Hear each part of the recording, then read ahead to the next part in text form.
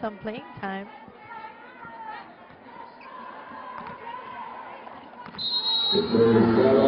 If it's about sports, we've got you covered. Log on to sports.abs-cbn.com.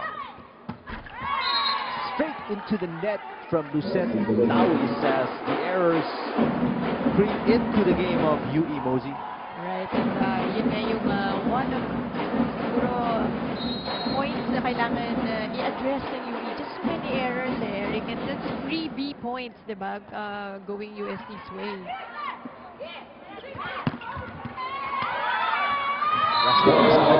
Give that one up. Again, the points do come para sa UE, pero they're so few and far between. Right. And if they're going to play this way, USD is going to take this game in the blink of an eye. Parang ano kasi, they'll get a point and then give 2-3 points to USD. Cortez. Oh, everything's looking so easy for the Tigresses. And take a look at their faces, how much fun they're having in this game today.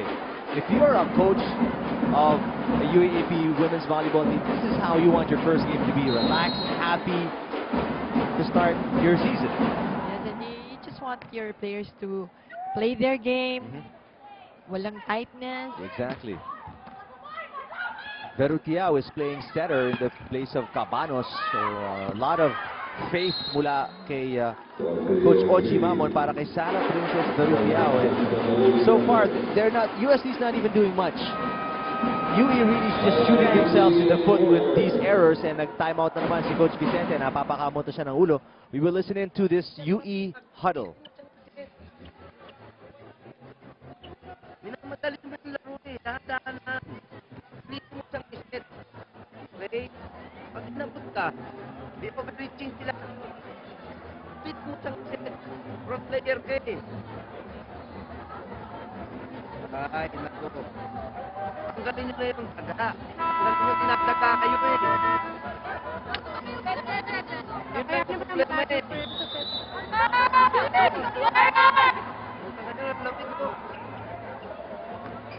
Malamig pa yung mga kamay. Nadinig natin din sa last part ng huddle ni Coach Francis Vicente. Malamig pa.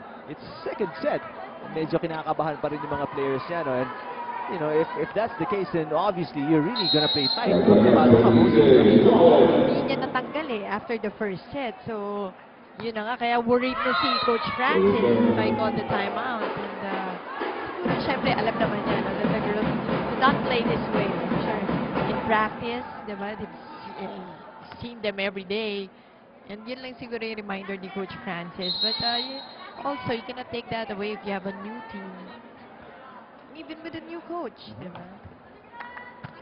Yeah, these girls are, what, 16, 17, 18. So obviously, especially with the popularity of the game now and the UAAP, ang laki talaga ng pressure, and it's difficult. That's why playing in MOA. MOA pa, televised, nationally televised game. So obviously, it's a huge deal. And it's taking its toll right now. Adorador, very talented. He's a member of the national team. But take a look at, you know, captain. What pressure does to even some of the best players.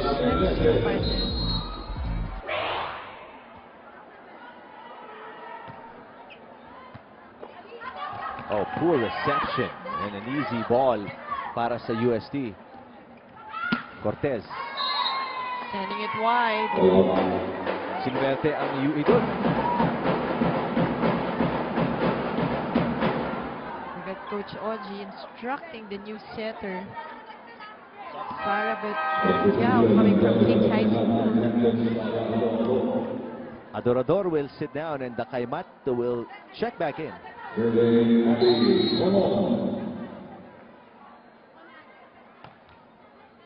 Oh, God, great serve para kay Abby Ponon. They need all the points they can get. Right. Ganda ng serve ni Ponon. Look at this serve. Bilis mo Sweat ba? na, oh. What's the secret to a serve like that, Mosey? The way you I'm hit sure the ball. The way you hit it. Yeah, It has the to be way you hit it. Flat ba? Or Dapat flat. Cortez. Cortez again taking another point. So even the insertion of Cortez has worked for Coach Ochi Mamon. Claudia Cortez, third season as a Tigress para sa UST. 13 serving 8.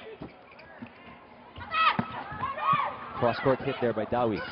Baliton winning the joust. Here comes Lastimosa. Oh, once again, Lastimosa with that cross court.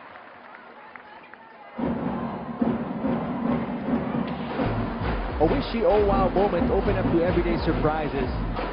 The skill of Lastimosa, Cortez right now, De Leon, the ladies on the floor para sa UST, you know, their experience ang laking bagay, you know? They see it, And it they see shows, the diba? defense in a split second, they adjust. That's right. Lastimosa. Ma'am Lastimosa getting that early Christmas present from UB. UST pulling away here, 15-8, set number 2. They are up 1 set to nothing.